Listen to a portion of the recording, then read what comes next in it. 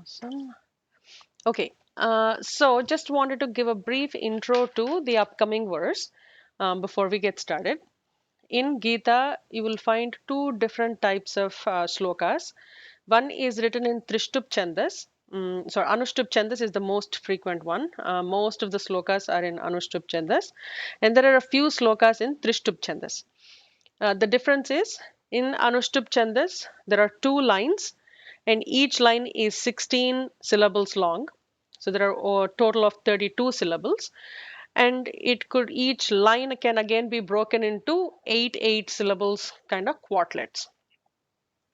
In Trishtup Chandas, each line is uh, sorry 22. Yeah, overall the sloka is 44 syllables long. So it again has only two lines. In the first line, there are 22, and in the second line, there are 22. But each of the quartlet is 11 syllables long. So the how we chant it, the tune of the chanting will change a little bit. So if we look at the previous sloka, we'll just compare how the chanting goes. Where is it? Okay, here. This one, if you notice, actually, just you will see that it is shorter compared to the other verse. This one would go as Katham Bhishmamaham Sankhye Dronanja Madhusudana Ishubhih Pratiyotsyami Pujarha Varisudana. So when you go to the next one, it's Guru Nahatva hi Mahanubhavan Shreyo Bhoktum Bhaikshyamapi Aloke Hatvartha Kamanstu Guru Nihaiva Bhunjiya Bhogan Rudhira Pradhiktan. So there is a different tune to it. Just wanted you to be aware of it. The next three verses will be in Trishtup Chandas. More importantly, most of the slokas in the Vishwarupa Sandarshana Yogam, where Bhagavan gives Vishwarupa Darshanam for Arjuna, and Arjuna praises Bhagavan and gives a narration of what he is seeing in that Vishwarupam. Amazing slokas that that will give you goosebumps. All of those Which chapter slokas, is that, Shriji? that is 11, chapter 11. And most of those that narration happens in Trishtup Chandas. So it's important to just keep in mind what the tune is, but we will learn when we go there. I would like to take more emphasis on, just because those are amazing, beautiful verses. You could just use it as prayer. It just gives you a nice visualization of the Vishwarupam. So this has been used in chapter 11 for Vishwarupa Sandarshanam. So when we asked our Guruji, Swami Dayananda Saraswati ji, why some of the verses would have been written in Trishtup Chandas and why would they shift it to Anushtup Chandas, or sorry, Anushtup Chandas to shift it to Trishtup Chandas. And the way he explained it is, in those days, people used to write, on palm leaves, right? So there are no punctuation marks in Sanskritam, just as is. There is only the lines here.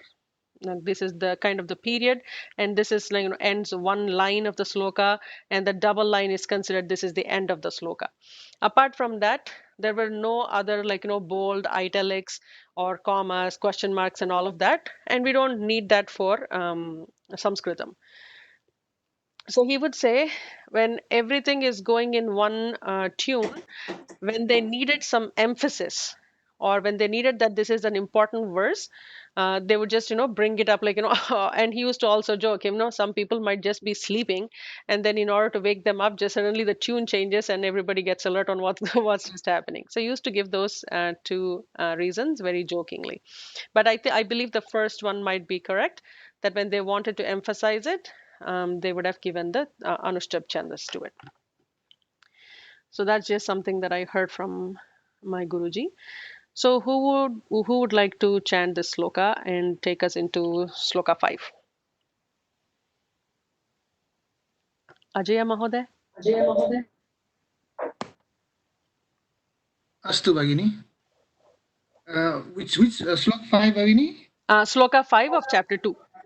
अस्तु अस्तु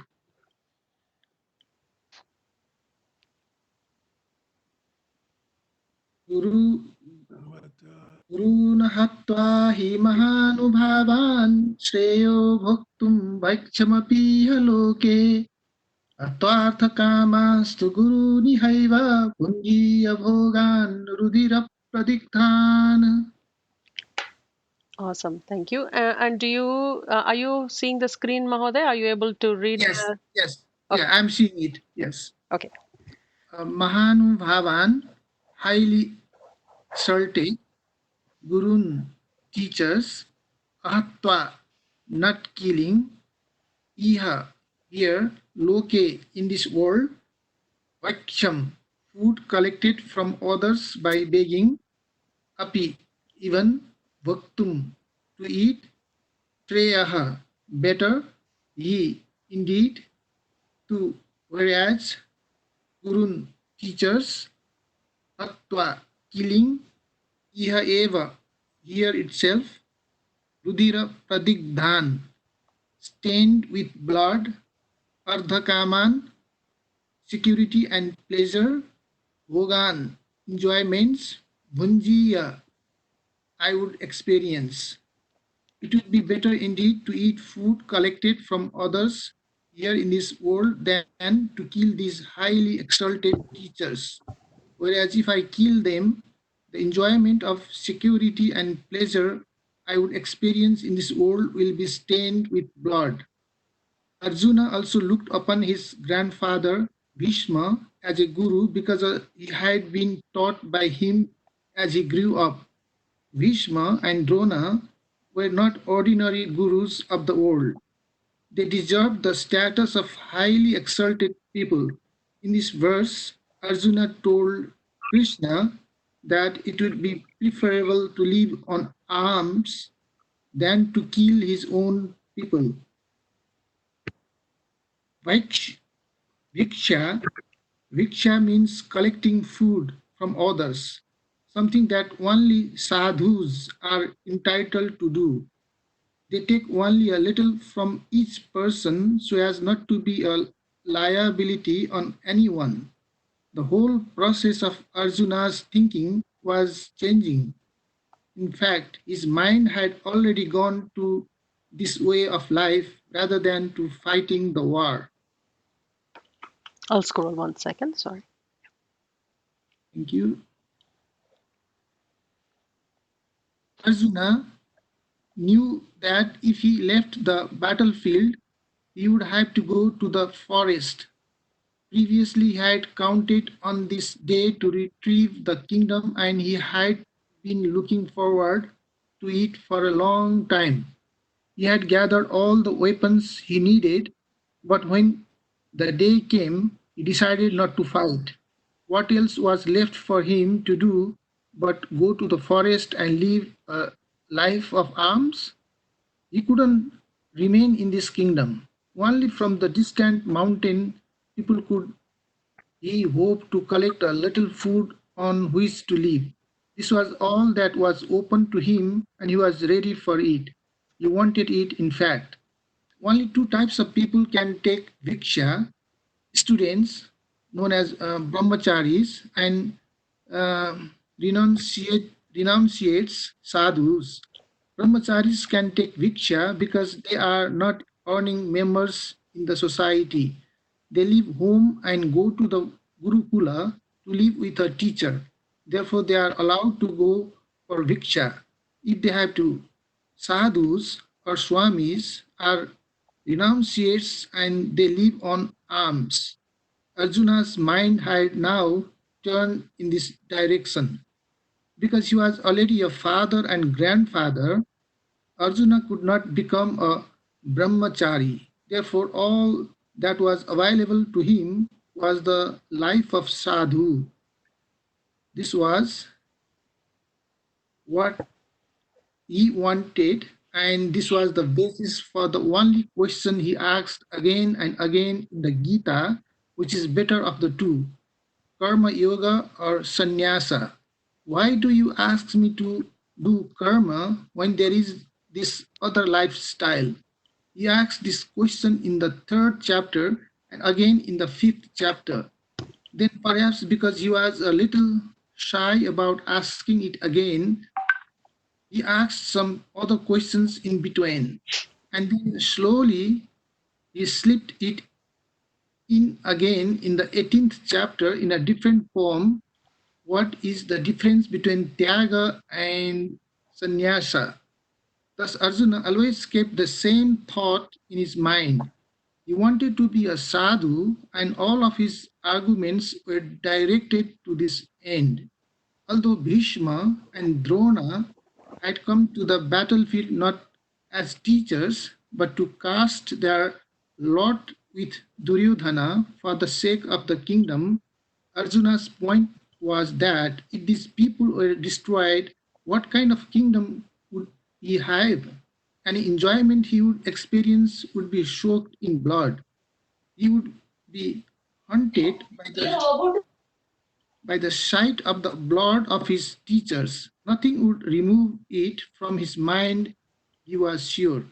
The more one tries to remove a fixation, the more it becomes fixed. There is no way of removing it. If it could be removed, it would not be a fixation. Thus, Arjuna knew that the sight of Bhishma and Drona bleeding to death would be permanently imprinted in his mind. The impact would be so powerful that it would remain a fixation. Therefore, any pleasant experience he gathered would be Sullied. sullied by the thought of having killed his own people. Any enjoyment he might have had would always be conditioned by the memory of the cost, the blood of Bhishma, Drona, and the others who were killed in the battle. Arjuna then expressed his confusion in the next verse. बहु सम्यक् पठितवान् महोदय, धन्यवादः. So, couple things we have to notice here. What Arjuna is now saying, that it is okay to actually even go and beg for food. So, if we think about going back to the four, Shamadhi, Shatka Sampatti, and the Viveka, Vairagya, and Mumukshutvam are considered the four most important qualities to get Brahma Jnanam. Right? Even Brahma Sutras, the first sutram starts with Atatho Brahma Jignasa. And Adi Shankaracharya provides such a long bhasyam about just that one mantra or one, what do we call the sutram, where he says, what does that mean? Therefore, you're ready for Brahma Jnanam is how it actually like loosely translates to. And he explains, what do you mean by therefore? And he says, these are the four important qualities. First is Vivekam, that you are able to discriminate between the real and the unreal. Then Vairagyam, detachment or dispassion from sense objects. So, two different things, right? Here he is showing a dispassion or detachment to all the worldly things, including his kingdom, including, he wants to go and beg for alms. He wants to just give up everything and go become a sadhu. And he is okay to go give up all of these things and go to some Himalayas and just sit there and become a sadhu, even if he is away from Bhishma and Drona in that case. All he is now stuck to is that Bhishma and Drona should be alive, whether they're in front of him or not. Even that doesn't matter to him. So he, on one end, he is detached with the worldly things, but he maintains attachment to these two people. So one of the questions we asked at this time is Atato Brahma Jignasa is what we learned. Now here Arjuna is not displaying most of those qualities, right? He currently still doesn't have the Atma Jnanam that Bhagwan will start from Sloka 11. So he is not able to discriminate from real and unreal. So he is looking at the bodies of Bhishma and Drona and thinking they're going to be killed. And now he is going through all of this. He has Vairagyam that is half and a half. And whether he's looking for Mumukshutvam or not, we don't know that. All he's looking for is, okay, I want to run away from here. We did not so far get an idea that he is looking for moksha or liberation from anything. And even if we think about the Shamadhi Shatka Sampatti, and we haven't actually spoken about what are the six sampattis that Shankaracharya talks about in almost every book, every Prakarana Grantha he has written. Shama is mind control. That's first one. Dhamma is keeping the body and senses under control. And first comes Shama and then comes Dhamma. So, when people start doing, say, diet, or they say January 1st, I will start doing yogasana every day, or I will do this, I'll do like all the resolutions. If the mind is not focused, the body doesn't stay on track. And therefore, we tend to give up on those resolutions very soon. So that's why in our Vedas, Shama comes first, control your mind, and then you can control your body and your senses. Uparati means being like, state of mind which is above and beyond all dualities.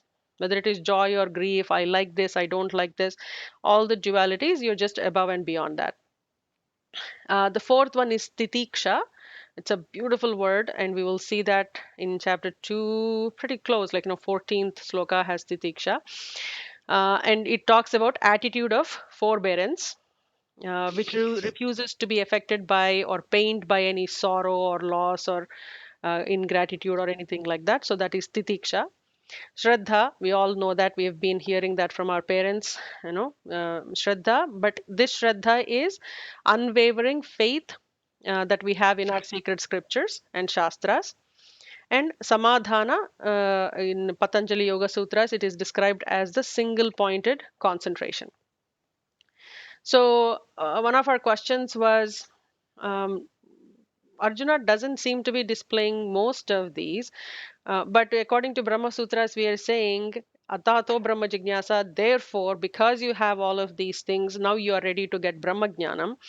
But within three slokas, now he is getting it directly from Lord Krishna. That he's getting the Brahma Jnanam. So how is it happening? So my Guruji obviously gave the obvious answer that, but for many janmas, whatever somebody has done in the what we call as the purakritam, if you have done in the purva janmas, things get built up.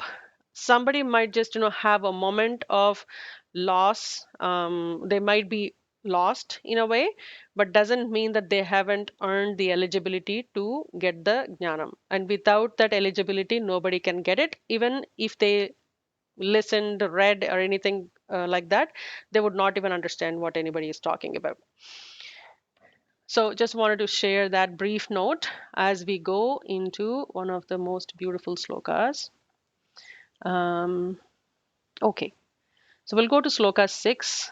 Who would like to chant this one and read the description that I goes with can. it? Please go ahead, Taraji. Nachai nachai द्विद्मः कतरन्नो गरीयः यद्वा जयेम यदि वा no जयेयुः यानेव हत्वा न जिजीविषामः तेव स्थिताः प्रमुखे धार्तराष्ट्रः धार्तराष्ट्रः Rashtra. Yeah. राः न for us Katarat, which of the two?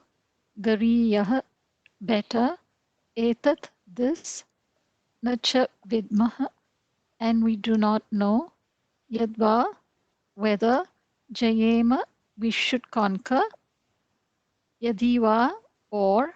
Na jaye yuhu, they should conquer us.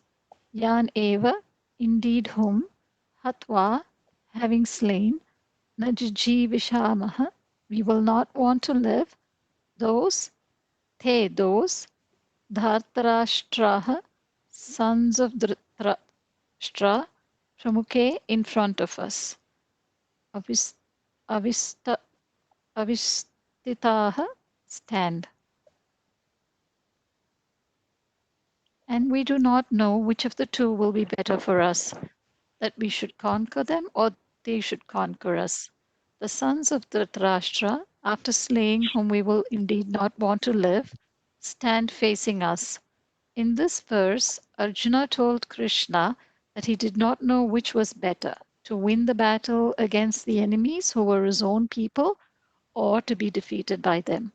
Regardless of who was victorious, the problem would remain. To be victorious, Arjuna had to destroy all these people. He would have the pleasures of a kingdom, but would be unable to enjoy them. For Arjuna, then, the choice was meaningless. Because Krishna was telling him to get up and fight, he was confused about how the victory could be good for him. If, on the other hand, Duryodhana won, the Pandavas would have to go to the forest and live a life of bhikshu. Although this lifestyle was arduous and there would be no enjoyments, Arjuna thought that it will definitely be the better of the two alternatives. He said that the Pandavas did not want to live by destroying the sons of Dhritarashtra and those connected to them, Bhishma, Drona, Kripa, and so on, all of whom were standing in front of him on the battlefield. He called the war a no-win situation. It would be one big loss and he had no interest in it. But Krishna had told him that what he was thinking of doing was wrong. Therefore, Arjuna argued that whether it was right or wrong, the situation was such that he could not see anything good coming to him from fighting. Then Arjuna explained himself further. So the only point that we have to note here is Arjuna is now starting to use, and he has used it, in one of the verses in Sloka, chapter 1 towards the end, that he is using what we call as the Dvivachanam. So in Sanskritam, there is the singular, there is the plural, but there is also dual. So, which means that it's just you and me, and we use a different tense for it. Sorry, not tense, in a different vachanam for it. So, when na vidmaha is what he's saying, that there is that some ego in there, where he's saying, we do not know. He should have said, I do not know, but he is using that we do not know. And what does he not know? Kataranno gariyaha. Which one of the course of two actions, naha gariyaha, is better for us? We do not know which of the two that is better for us. Okay, so we'll move to the next sloka. Who would like to chant this one? I can do it. Please go ahead. कार्पण्यदोषोपहतस्वभावः पृच्छामि त्वां धर्मसम्मूढचेताः यच्छेयस्वानिश्चितं ब्रूहि तन्मे शिष्यस्तेऽहं साधिमां त्वां प्रपन्नम्. Can I just do one thing for this particular Sure. sloka? You did it really well, Anita ji. But I actually want everybody to chant this one. This is Okay. the sloka that I keep saying is where Arjuna is now converting himself from being the master of the chariot, speaking to his charioteer, to he is saying, I am your Sishya and you are my Guru. And I keep saying, this could be used as a prayer on a regular basis for somebody seeking Atma Jnanam. And we'll look at some important words here.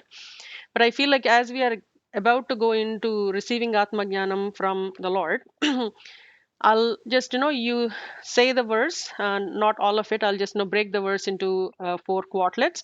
And if everybody on mute could repeat it, that would be fantastic. So we are all asking him to be our guru, to teach us the Atma Jnanam that is about to follow.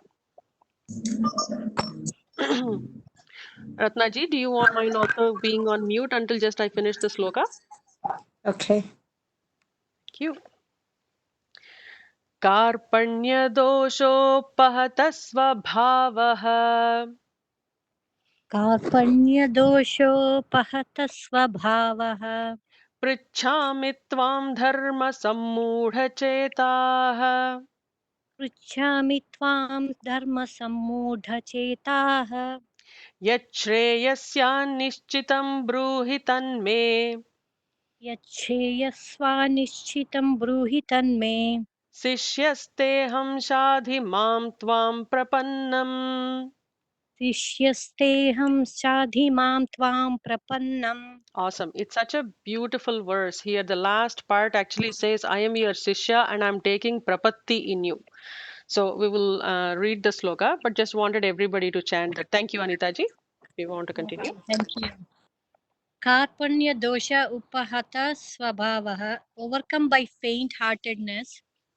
Dharma samudha cheta, confused about my duty. Tvam, you. Prachami, I ask. For me. Yat, which. Nishitam Shreya Swat is definitely better. Tat, that. Bruhi, please tell me. Aham, I am. Te, your. Sishya, student. Tvam Prapannam, one who has taken refuge in you. Mam, me. Sadi, please teach. Let's go now. Overcome by faint heartedness, confused about my duty, I ask you which is definitely better for me. Please tell me, I'm your student. Please teach me who has taken refuge in you. Oh, okay. So we are apparently going into sloka 8 as well. So that's good. So let's go there. But let me just, if you don't mind, scroll up a little bit. I'm pretty sure Swamiji has covered that. But there is one particular word that I'd like to emphasize on. Just want to make sure that it's here. No, you know what? Even before we get there, I think I just want to cover it before we go to sloka 8. It's a very, very important word. It's called as Shreyas. If you notice here, he is saying Yat Shreyaha, which means Yat Shreyaha, because of Sandhi rule, has become Yat Shreyaha. So Shreyas is derived from the root word Shri. Shreyas and Preyas are the two terms that get used in Katopanishad by Nachiketas. Nachiketas is a young little boy, and I'm hoping like some of you may know his story. He is from the Upanishad story from Katopanishad. If you haven't heard, so I'll just quickly go through the story. He's a very young boy, and he is a Brahmin boy, and his father is doing this yagam where he is supposed to give everything, like all of his belongings, to somebody, like other Brahmins. When he is doing that, he tends to give like old cows and shriveled cows, like all of that stuff. That's what he's doing as danams. So Nachiketas feels very sad and he says, Dad, you're supposed to give good ones and you're supposed to give everything away, but that's not how you're not following the yaga rules. But the father says, shuns him away and says, like, just mind your own business. And the boy still keeps going and, like, bugging his father and says, okay, who will you give me to? Because even I am your possession and you're supposed to give me up as well. The father, in a flare of anger, says, okay, I'm giving you to Yama. The boy takes that very seriously and travels all the way to Yamaloka. And there he asks the guards to have a face-to-face meeting with Yama. The guards say Yama is traveling and will come in 3 days. So this boy now just sits in front of the gate and waits for all 3 days without food, without water. He's just sitting there and quietly, patiently waiting for Yama to come.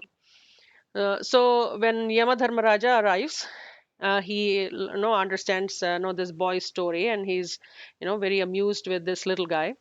And he says, okay, wow, like, your determination, you've been waiting for me for 3 days, and I made a Brahmin boy wait in front of my door for 3 days. So I apologize for it. And therefore, I'll give you 3 boons. What do you want?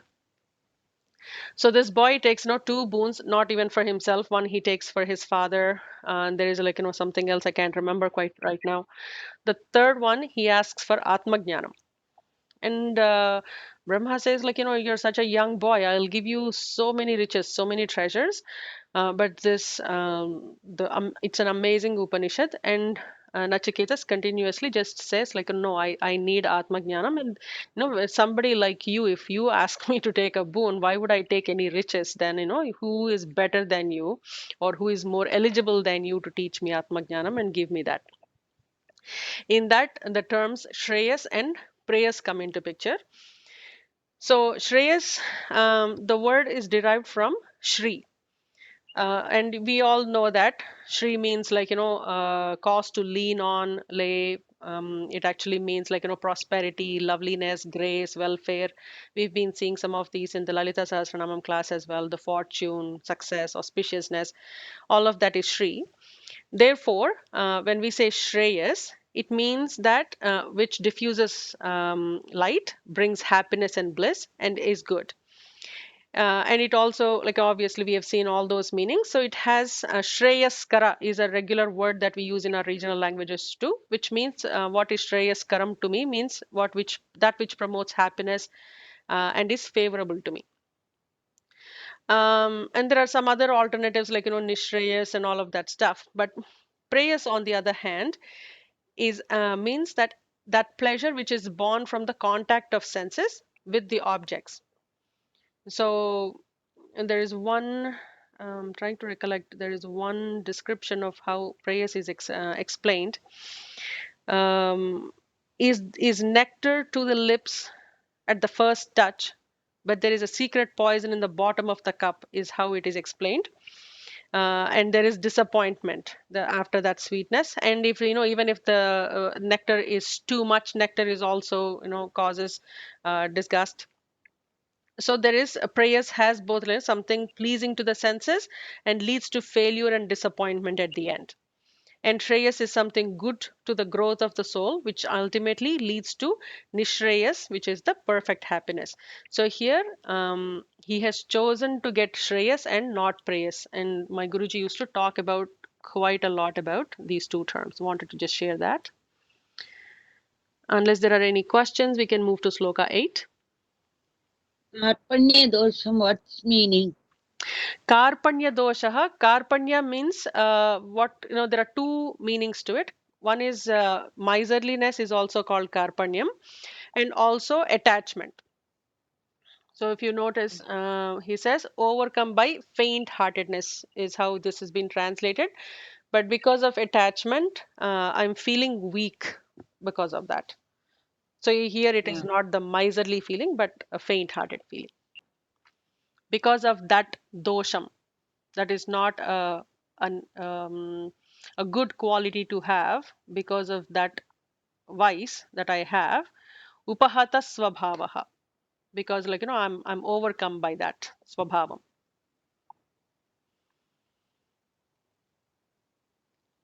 Any other thoughts, or anybody wants to share anything before we move to the next one?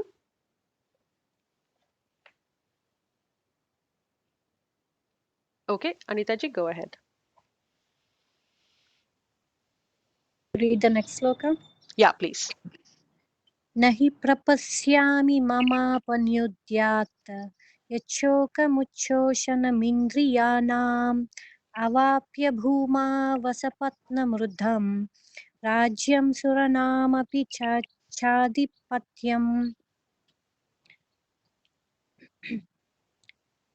Bhumai, on the earth, asapatnam, unrevolved, radham, prosperous, Rajyam, kingdom, Suranam, of the denizens of heaven, even, api, even, Adipatyam, overlordship, cha, and avapya, obtaining, mama, my, indriyanam, of the senses, uchosanam, that which dries up, sokam, sorrow, yet apanudyat, that which would remove, nahi prapasyami, I do not see.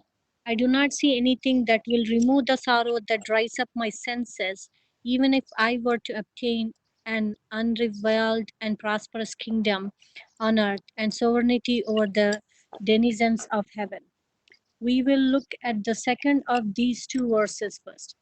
Here, Arjuna describes how his sorrow had dried up his sense organs so that they would not function. His arms and legs also seemed to have atrophied. The energy in them had been totally sapped by his incapacitating sorrow. Nor could he see any way of removing it.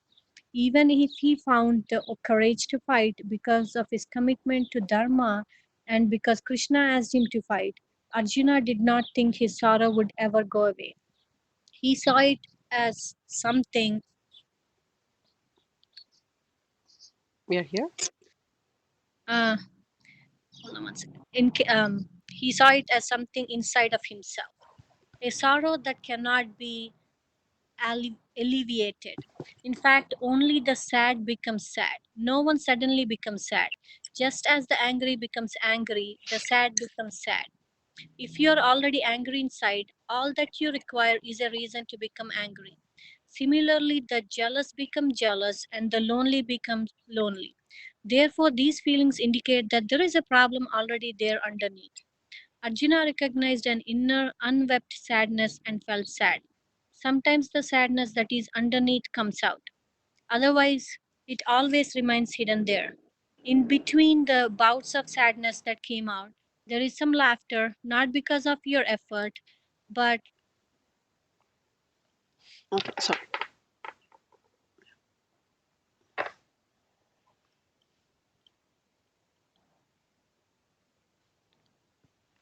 I did mean, it, did it scroll? yeah, I'm not sure where we are. So I think No, I'm this not sure. actually is the next page. So it's the first Okay. line. Okay, in spite of it, Yeah. sadness seems to be something that is identical with the person. Arjuna concluded that even gaining an unrevealed kingdom on earth would not allay his sorrow. A kingdom is usually surrounded by enemies, making it a revealed kingdom, meaning that its ruler cannot sleep peacefully. This is like having a nice house which you cannot enjoy because it is in an inimical neighborhood. Similarly, in a kingdom that all the rivals want to occupy and go on encroaching upon, one fellow nibbles away at the east side while another nibbles away at the west. This continual encroachment, this nibbling, makes the ruler of the kingdom miserable. Therefore, in order to be happy, a ruler must have a kingdom that is unrevealed. Even by being the emperor of an empire, this could not be accomplished. Arjuna knew there can be such severe drought and poverty in an empire that people will begin to eat each other or at least will be ready to do so. Arjuna saw his situation in this way. Dharma is very difficult to follow when a man is hungry and continues to be hungry. Eventually he will begin to compromise his dharma in order to relieve his hunger. The ruler of a kingdom is no different except that he must become a national beggar. If you are the head of a family, you have to beg for the whole family, not a big problem. However, if you are ruler of a whole nation and its citizens are hungry, you must go to UNESCO and America to plead for assistance. A kingdom which is poor is not a happy kingdom, and if it is prosperous, rivals will definitely be there. Having commented on earthly kingdoms, Arjuna then extended his thinking to the kingdom of the gods. I don't see that even ruling the kingdom of heaven will enable me to cross this sorrow, he said. Okay. We are, sorry, one second. There. We are there on the top line. Arjuna saw his mind as having been destroyed by Karpanya, miserliness. A person who has no money and does not spend is practical, whereas the one who has no money but spends is not. Neither is a miser. A miser is one who has money and will not spend it. He or she is always waiting for retirement, which is not related to a job, but to the time when he can no longer take care of himself. Always worrying about who will take care of him, he keeps his money for later. If he does fall ill, he still hangs on to it out of his concern for a more serious illness later. Then, when he dies, his brother in law gets everything. Such a person is a miser. He does not spend on himself or others. He is a very unfortunate person, like a child holding on to all of his toys. He is immature, he does not know himself, and dies not knowing. The The Brihad Brihadaranyaka Upanishad. The Brihadaranyaka Upanishad talks about a Karpanya, a Kripana. miser from Karpana, a miser from another standpoint. It describes the person leaving this world without gaining the knowledge of Atma as a As a miser. miser, yeah. Somebody who spends his life on everything except getting Atma Jnanam, where the whole purpose of getting a life itself is to get Atma Jnanam, is considered a Kripana. That's how it describes. Interesting. Okay. So powerful a lesson to life. Yeah, right? Very beautiful, beautifully said. Yeah. It's the next sloka, right? It's the Brihadaranyaka Upanishad line. It's still Oh, the okay. same sloka, yeah. Yova, And it is Yova actually Brihadaranyaka Upanishad is more like, it is not a sloka format, it's very prose format. Even if you just want to read it like that, I think that'll work out better for you. Yova Yete the Swaranam Saravam Gargagya Viditva Vidita Smalo Katprayata Karpanya. Kripanaha. So it is actually giving the Kripana. definition of Kripanaha. So I'll read Kripana. it. Yova etadaksharam agaryavaditi asman lokat preti sa kripanaha. So he is saying Kripana. etadaksharam Gargi is his wife, and he is saying somebody who is aditva asman lokat preti sa kripanaha, somebody who leaves this world without understanding the Brahman. That person is the miser. Kripana. Okay. Yeah. O Gargi, the one who departs from this world without knowing this immutable one is a Kripana. The real wealth of a human being is more than external wealth. It is knowing what is real and what is unreal, what is right and what is wrong, Viveka. This wealth distinguishes the human being from all other beings. The one who has asked this Viveka is not a Kripana, whereas the one who does not have it naturally holds on to things which have no real content because his or her value structure is confused. Arjuna is referring to this kind of miserliness when he says that he has been overcome by karpanya. Karpanya. Arjuna now saw that although he had opportunity to do so, he had not made proper use of his mind. Otherwise, he would not have had this problem, and knowing what was right and wrong would have been easy. He knew he could only decide this when he was not caught in the very concept of right and wrong. He had to know a little more than dharma and adharma in order to decide about right and wrong. When right and wrong itself is an issue, it cannot be resolved by one whose mind is deluded with reference to right and wrong, because he knew something more was needed. Arjuna asked Krishna to tell him what was best for him. He wanted Krishna to teach him that which is more than dharma and adharma. Two pursuits are open to a person: Shreyas and Preyas. Shreyas is something that is good for all, something that is about dharma and adharma, whereas We are here at the end here on the top. yeah, where good and something is okay. Whereas prayers is the result of dharma. Any good action produces a result for you, such as prosperity, pleasure, and so on. Shreyas is other than this, more than this, it's a moksha. Arjuna therefore asks, please teach me Shreyas alone. Krishna could have said, why should I teach you?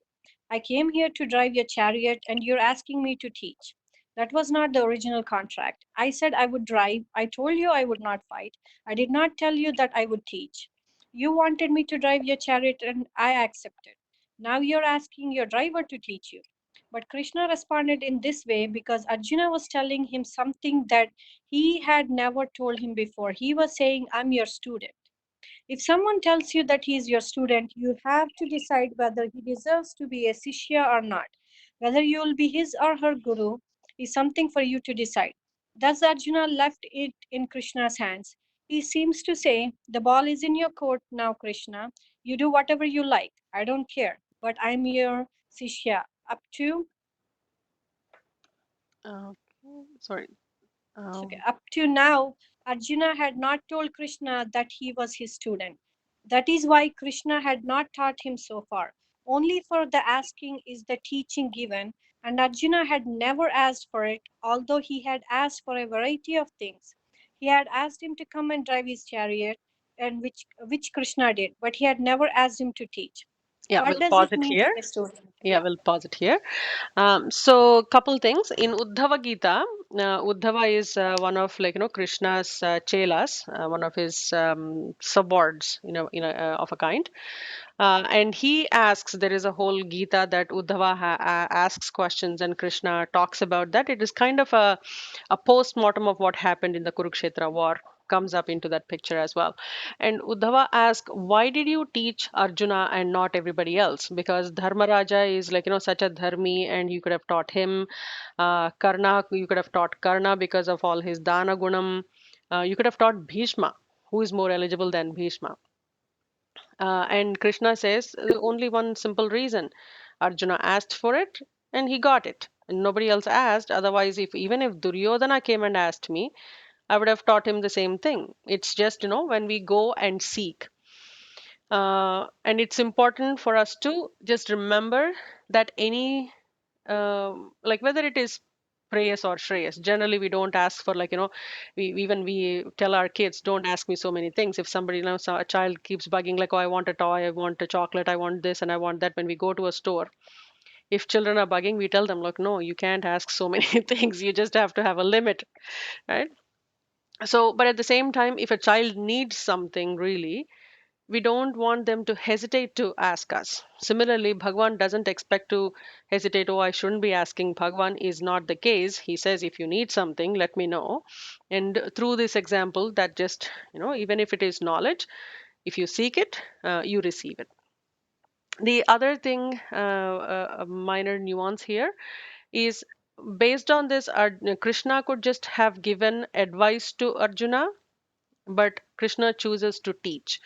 And the difference being is an advice will be useful in one instance. Okay, this is what you should do. Because here, very specifically, Arjuna in the seventh sloka that we chanted together, he very specifically says, Nishchitam Shreyas. Just what is the exact thing that you want me to do that will give me Shreyas? But Bhagavan starts with Atma Jnanam first. And people could say, why didn't he just say, okay, you should fight the war or you should run away? Does Bhagwan say that? Even in 18th chapter, after telling all of these things and after answering so many of Arjuna's questions, even at that time, he says, I told you what I was supposed to tell you. Now, what you do with it is your choice. If you still want to run away, go for it. If you want to go fight, go fight. And I'm here to support you on both of those things. That to me, that amazing sloka actually tells us that we don't have these do's and don'ts, the 10 commandments and thou shall do this versus thou shall not do this. We don't have that kind of rules in our shastras. They give us the knowledge and they say, now based on this knowledge, go make your choices. So he will see some of those important aspects as we go through this. Who would Shri, like to read? Shriji, before you, can you just explain what Shreyas is one more time, please? Sure. So Shreyas is something that you is based on auspicious knowledge, what is not short-lived, what is longer term good is called as Shreyas. And that could actually even mean Shri, or could also mean wealth apart from auspicious, right? But it is more of the long-term good. It is not purely based on sense objects, what gives you pleasure through sense objects, which is the opposite of prayas, the the other term prayas, in short. Thank you. Awesome. Who would like to read this topic? I can read. Please go ahead. What does it mean to be a Shishya? The words Shishya and Shreyas go together. Once you say, I am a Shishya, and you ask for Shreyas, there is only one meaning for that Shreyas. Although it can mean anything good, any topical solution to a topical problem, any medicine or treatment, Shreyas here has an absolute meaning. Because Arjuna says, I am your Shishya, please teach me, the absolute meaning is conveyed. Shishya can also mean many things. There is an archery Shishya, a dance Shishya, both of which apply to Arjuna as well as many others. In all of them, one factor is missing, the surrender. By asking Krishna to teach him, Arjuna became a Shishya, a disciple. As a student, he surrendered himself to Krishna. As we saw earlier, there are three words in Sanskrit for the student: Vidyarthi, Antevasi, and Shishya. Vidyarthi can be anyone having a desire for knowledge. Everyone wants to know everything, but it does not mean that effort is made to gain knowledge. An Antevasi is the one who makes this effort. This type of student goes to a teacher, joins the ranks, and joins the courses and enrolls in the university. It does not mean that he or she understands what is being taught in the class. The student may simply be sitting there, accomplishing nothing. The third word, Shishya, refers to a student who is qualified to be taught based on his or her capacity to understand.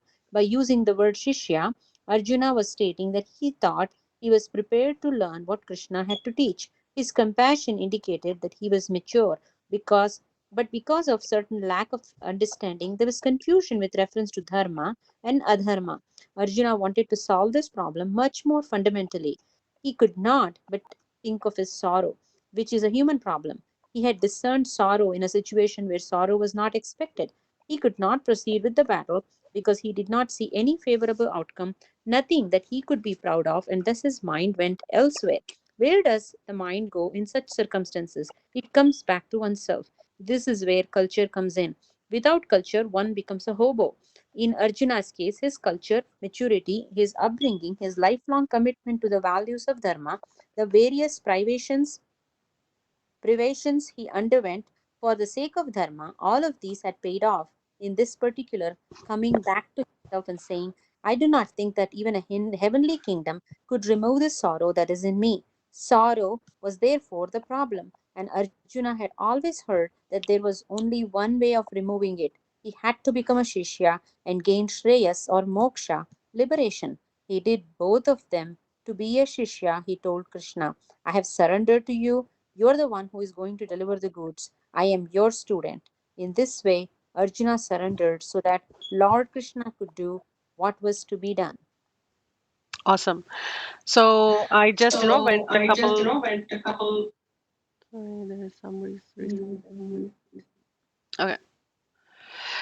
I just, scrolled a couple pages forward and thinking, where is Shreyas being covered here? And there is a whole section on it, thankfully, even before we go into sloka 10 and 11.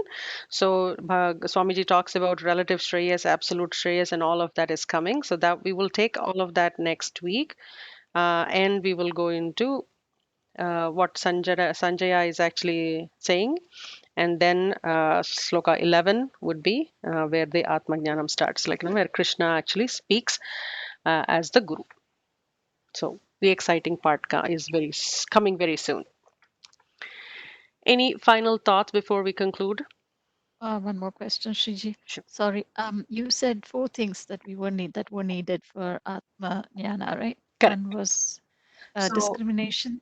so the first one is Viveka, Mhm. discrimination between what's real and what's unreal. Then Vairagya, dispassion. Then Shatka Sampati, which covers the six Sampattis. And the fourth one is Mumukshutvam, which is the What is? seeking of freedom, liberation. Okay. Okay. Will you be talking about the six sampathis later again? I don't think they get covered in Gita. They get covered in various different places. So, it's, as I mentioned, 2:14 would be Titiksha gets covered there. In chapter 5, we will hear about Shama. So, there are in different places. Did you just want me to cover Yeah. briefly Would you what please? those means Yeah. are? Yeah. Thank you. So, the first one of the Shatka Sampati is called Shama. Shama means mind control, and which is the most like the hardest thing to do, right? So mind's always racing. So what Shankaracharya says, mind can cause bondage or it can cause liberation. And based on the three gunas, whether it is rajasikam, or the passionate gunam, or the tamasika, which is more of the dull attitudes, or the sattvika gunam, where is seeking knowledge and liberation. Depending on what your gunas are, or no, we all have three gunas, so I shouldn't say that. We all have three gunas, but which are the two, or which is the one that is is higher proportion than the other two, which is the more dominant guna, that actually defines how much control we can have on our shama, or on our mind. And how does one control gunas is through what we consume, how we aggravate ourselves, whether we think about somebody watching um all crazy factionist kind of movies that happen in Telugu movies. Somebody's just watching those throughout the day. By the end of the day, you're irritated, and there is some anger going on in you. But at the same time, if you're just maintaining some sattvika aspects of it, the mind is a lot more in control. The second one is dhamma, which is keeping the mind and senses under control. So this is the BMS complex that Swami Chinmayananda talks about. So you're controlling the mind, and you're controlling your body and senses. And there is a whole sadhana that goes, making sure that this control is always kept. And you could call it like the first one as the mano nigraham, shama, and the dhamma would be the indriya nigraham. The third one is a result of the first two, uparati, which is being above and beyond all dualities. So there is no joy or grief or like or dislike, whether it is winter or summer. It really doesn't matter, because they're doing, the seasons are doing their own job, and whether I like it or not, it's not going to make a difference. What I can do is to be pleasant in both kind of circumstances. So That, not being sorry, is that the same as Sthita Prajna? Sthita Prajnatvam is a little more than that. All of these things, pretty close, but Sthita Prajna definition comes in 255 of the chapter 2, 55th sloka, where Bhagavan says, Atmanyeva Atmana Tushta Sthita Prajnyas Tadochyate. Somebody who is established in his own Atma, the Atma is established in itself, that person gets the Sthita Prajnatvam. If somebody is established in the Atma, they display the characteristics of forbearance, titiksha, patience, and all of those things. But this one is not up to that level, is it? Yeah, this is more of the result of the Atma Jnana, or the Sthita Okay. Prajnatvam. All right. Thank you. The Sthita Prajnata is almost, pretty close to being liberated, but this is a sadhana for somebody to get there, or as a result of being a Sthita Prajna, somebody maintains the Uparati in their life. Okay. Thank you. The fourth one is titiksha, the forbearance, or refusing to be affected by the pain, sorrows, losses, and things like that, and keeping happy and calm. And this also, to Satiji's point, somebody is a sthita prajna. What happens? And my Guruji, I have like two gurus for everything. So my second Guruji, who is the disciple of my first Guruji, he used to give a beautiful, beautiful example where he would say, "You're like the movie screen. The movie is playing on the screen. There are so many fights and emotions and everything, songs and everything going on that movie. And no matter what happens, the screen behind it doesn't get tainted, doesn't get scarred, doesn't have nothing happens to it, and there is always that same stable standard, calm, happy person that lives behind everything that's happening around us. So that state would happen if somebody is living in that atma jnanam, or atma nishta is what we call it. And that state is that state of not feeling the sorrow or loss, or maintaining the happiness, let's put it that way, maintaining the happiness no matter what's happening outside. That is called as the titiksha. Fifth one is shraddha, which is the unwavering faith in our shastras. And the sixth one is samadhana, and that is single pointed concentration, which gets described in chapter 6, Dhyana Yoga, where Bhagavan gives some tips on how to do meditation. He also time, place, and he talks about a lot of things. So we will learn it there. But samadhana is that getting to that one single pointed focus or concentration to imbibe that knowledge that's flowing through. And in Lalita Sahasranama, we will also learn how the cosmic mother is bringing that knowledge into us as we start doing the Lalita Sahasranamam or the Vishnu Sahasranam. There are various aspects of how to imbibe that knowledge. So it's, for me, this is a fantastic journey doing all three with the same group. So we get to talk about multiple facets of the knowledge. Samadhana is Thank you, Shriji. Samadhana is the same as the dharana in Ashtanga. No, dharana is the seventh step and samadhana is the dharana, dhyana, samadhi, right? So samadhana almost comes to, yeah, maybe it is. I have to go back and check Yoga Sutras to to see where he fits. I don't know if it is the dhyana that is a single pointed focus or is it dharana.